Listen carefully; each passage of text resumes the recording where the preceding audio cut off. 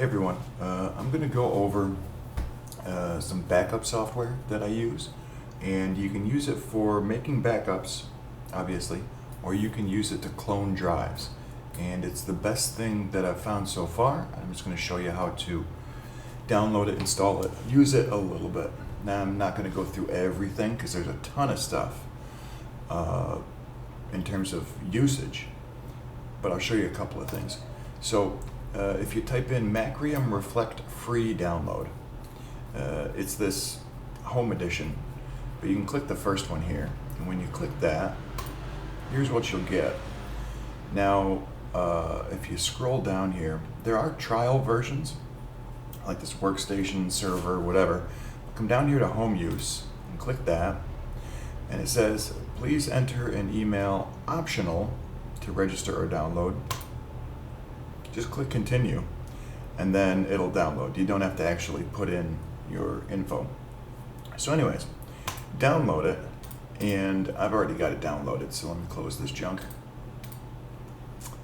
And I've opened it up, and here's the setup. Now one thing I'll say, that's two things that are annoying about it. One is it will constantly remind you when there are updates, and there are updates often.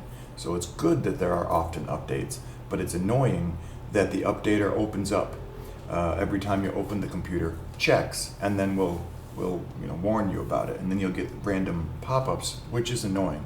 So I can show you quickly how to get rid of that as well. At any rate, so we'll do to install it, download the installer, run it. You'll get this setup wizard. Do next, accept, home, and don't worry about this license key, just leave it as it is. Next, uncheck register, assuming you don't want to register. Basically, if you register, you'll get emails, they'll ask you to buy shit. Don't bother, unless you plan on buying the full version, which honestly I've never had to use. I've never found something that I needed to do that this one couldn't do. This can make backups of Windows, Linux, Mac. It can clone things. And I believe if it is a file system that Windows does not recognize, like ext4 for Linux, or like, what's that one? Mac uses some J something. I can't remember what it's called offhand though. It will still back up the disk. It will just do it like a Linux DD. It will copy the disk sector by sector, rather than copying just the needed data. And what's nice about the way it does it is with Windows, it will back it up and it will shrink the partition. So let's say you've got a 120 gigabyte solid state drive, and you want to just make a copy of it to save somewhere, so that if you ever have it crash, you can put it back on. And I've used this several times actually. My mother's computer crashed a couple of times because it had a hard drive that was failing, and she didn't want to buy a new one at the moment, and I had created backups, and I was able to reinstall from that backup, and by basically just copying the drive over. And what was nice about that is it had all of her documents, all of her programs already installed, all of her settings were set up, everything was done. It creates a mirror image. With Windows, say you've got a 120 gigabyte drive, but you're only using 30 gigabytes of it, it will only copy that, and then it will copy the file table information. So the blank space, the 100 gigabytes of blank space, for instance, in this example, it will copy that over to the new disk as blank space.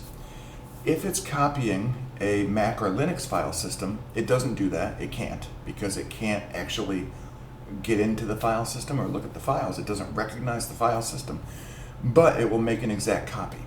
So if you've got that same 120 gigabyte drive, but it's ext4 because you've got Linux installed on it, it'll still make the backup. It'll just be a 120 gigabyte backup, which if you're cloning, if you're just cloning from disk to disk, doesn't matter, who cares.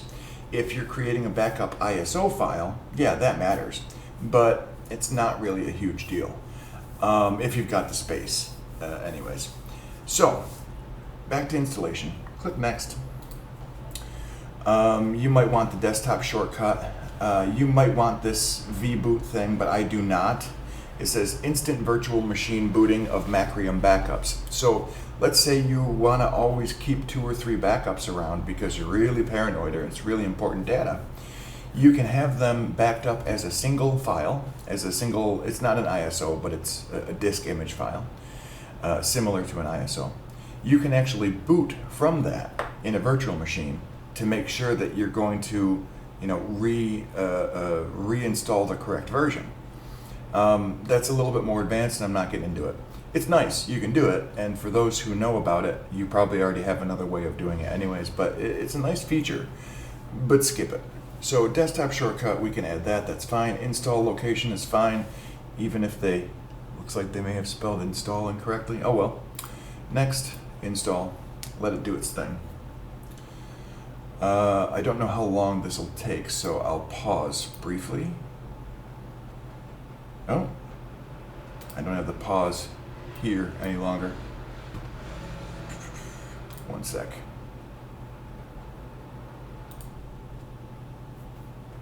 Alright, so now it is backed up. You can ignore that last window, that's just the recording software.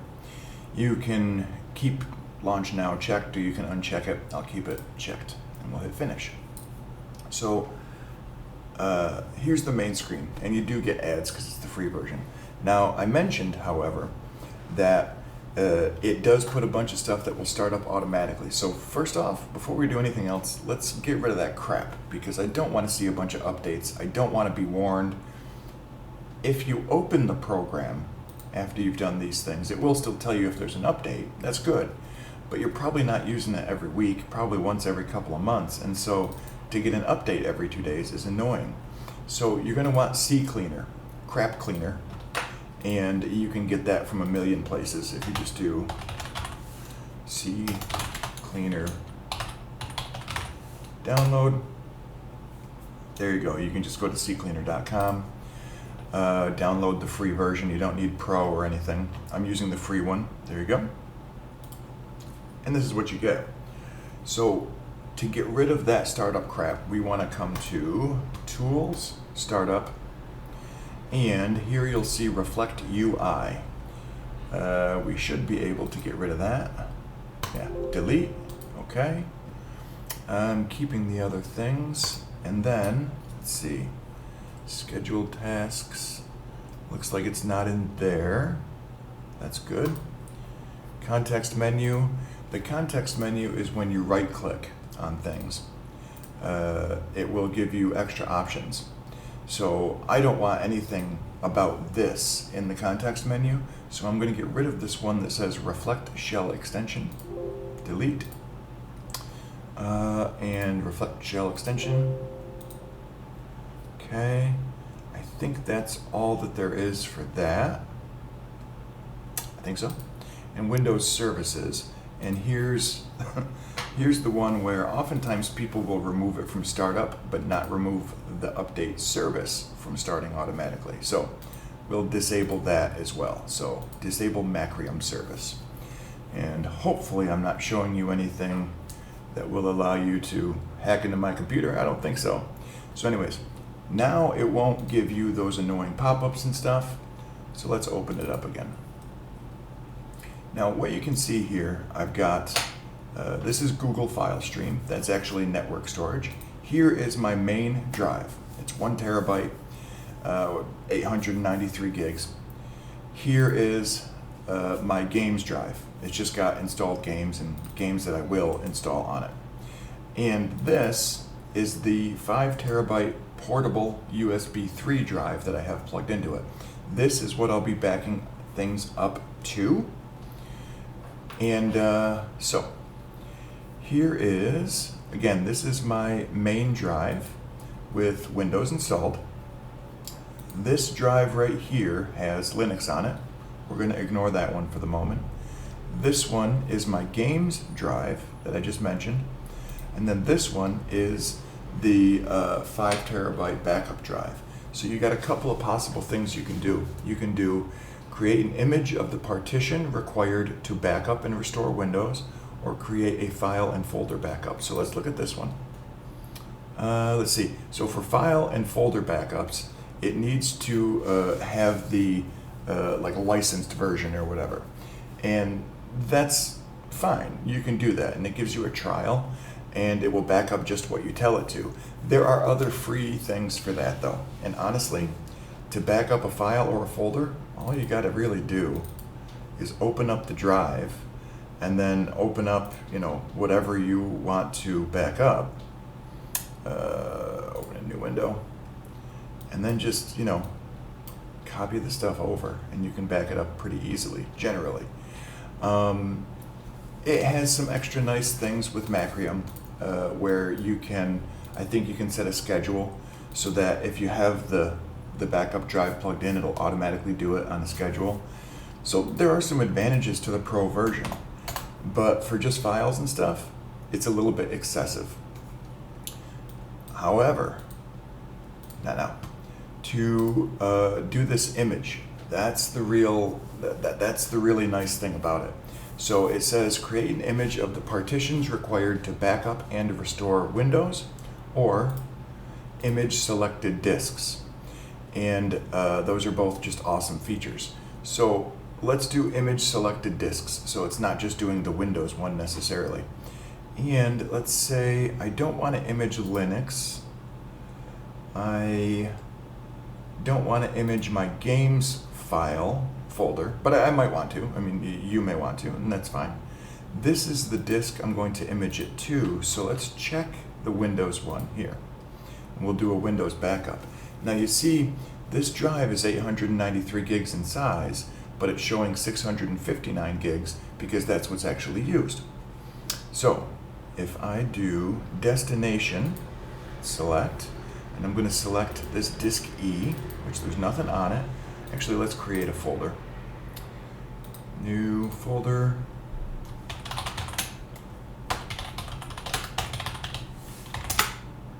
So again, this is a 5 terabyte drive, whereas my Windows backup my Windows disk is only 1 terabyte total. So it'll fit in here without a problem. And close that. Windows Macrium backup, okay. And then you can set it as standard to use the image ID as file name, or you can uncheck that and call it whatever you want. So I might want to call it, I don't even know what today is. Yeah, I might want to call it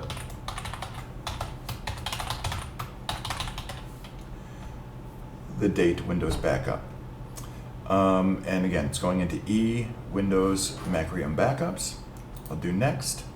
Now it's asking if you want to do this as like a plan on a schedule. I'm not doing that. But if you wanted to, what's nice is you can do differential backups. And what that does, it will create one big initial backup, and then when it does every subsequent backup, it will just create a differential file. So what that does is whatever changes from that first one, it will create a file which tells it what to change. It will only change those things. So your first backup will take a long time because it's backing up, in my case, 700 gigabytes. But if I only change a few things and then I back it up in a week, let's say, it's only going to change. It's only going to back up those few changes that I've made. So differential backup is a really neat one to do. I'm not going to do a schedule at all, so I'm just going to do next. And then it shows you all of the stuff that it's doing. And I can just do finish. Run this backup now, and then you can save the backup, which saves the settings. I'm not going to do that, but you can. So run now, okay? And now it's going to take forever. It'll tell you how much time's remaining shortly here. You can see you can also change the priority so that it uses less or more CPU, memory, and disk. If you're not using the computer for anything else, then keep it on high priority. It will go fastest. If you're using the computer for other stuff at the same time, which I don't recommend, you might put it down on low priority. And then you can change it so that if you want, it'll shut itself down afterwards. Let's see here. I should be able to cancel this because I don't actually want it to do the backup. I can do it this way, I believe. Macrium and task. There we go. Okay. So I was just canceling it simply because I don't actually want it to do the backup. But what you'll end up with at the end is a couple of files. You can see it started to run it. It's not going to be these exact files. It will be a disk file, however. And you can then, if you have a hard drive crash, or if you have a problem, or a Windows update issue, like is so common, or a bad driver or whatever, you can back up. You can restore from that backup, and you get everything that was in there, not just Windows, but all of your programs, files, settings already all set, everything, which is awesome. Now, one other thing I want to mention here is if you come up here to other tasks and do create rescue media. I'm not going to go through the whole thing, but what's really nice about this is you can create either a file, like an ISO file that you can then put onto a flash disk, or you can create the flash disk itself, where let's say I've got this file on some other computer or on an external hard drive, and I totally nuke the drive that I had. I can't boot into it, I can't do anything, and I have to replace the hard drive. You can replace the hard drive with a brand new one, throw the old one out, right? Take that file on the external drive, and then take this little flash drive that's your boot drive. You can boot from that flash drive, and then you can reinstall the file from the external drive onto your main hard drive. So even if you've got this backup saved on some other disk somewhere, anywhere, it can be in the cloud, it can be on another computer, on a server, whatever, you can easily back up even if you've totally screwed the installation on your actual hard drive. And that's where I've used it, where it's really saved my ass a couple of times, because I've used this, again, for Linux, for Mac, and like I said, in the case of my mother's computer, she eventually, I think, ended up having to either buy a new hard drive, or I swapped it out or something, but she had lost all of her data. So her emails and stuff were on there, her pictures, her whatever crap moms have. And since I had a complete backup from like a week prior, because we knew it was dying, I was able to put all of that back on, and all that she lost was the 2 or 3 things that she did within that week. And since it wasn't a work computer, it wasn't a big deal, it was a home computer. So being able to boot from this is really nice. And what it does is it creates a Windows boot disk that uses the drivers from the system that you have here, and like the core components needed to run Windows. And it gives you a graphical user interface. You can also plug that in and then turn on your Wi-Fi or plug it into your internet, and you can actually, using this boot disk, you can reinstall over the network as well. So I've had situations where I had a Macrium image stored on a network drive, and I had to install it onto, reinstall my copy of Windows onto some computer. I booted from this tool, and then pointed the tool to that networked drive and to that file, and had it install Windows over the network without using Windows Server, without using Linux, anything else, just using Macrium. And the tool is just freaking awesome. I love it. It's really fantastic. Now, like I say, it will back up these other disks as well. So like this one here is Linux, and that's why it shows up as ext primary. But you see this is 228 gigabytes. It's going to create a file that's 228 gigabytes in size, whereas this file for Windows that's showing as a 894 gigabyte disk is probably only going to be 700 gigabytes or less. It looks at all of your data, backs it up, and then it compresses it some as well. So that one might only even be, say, 600 or 550 gigabytes after it compresses it. It can't compress Linux or Mac file systems, but it can still back them up, which is just awesome. The other nice thing that you can do is, let's say you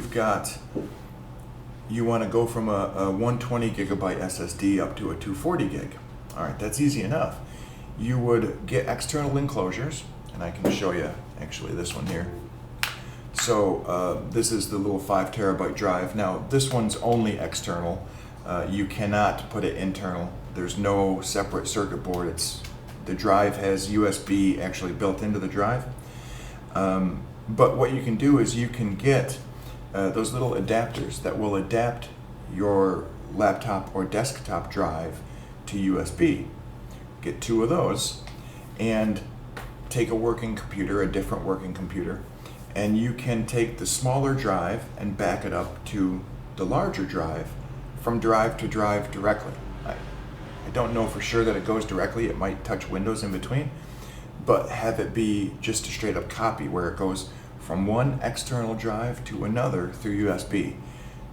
It takes forever. USB is slow, even if it's USB 3, but it's so convenient because you can then upgrade to larger drives or to faster or newer drives, or upgrade from a hard disk drive to a solid state drive without damaging the original one, without messing up the original one. You can have that smaller or slower or older original drive as your backup, and then you can have the newer, bigger, faster drive internal into your other computer.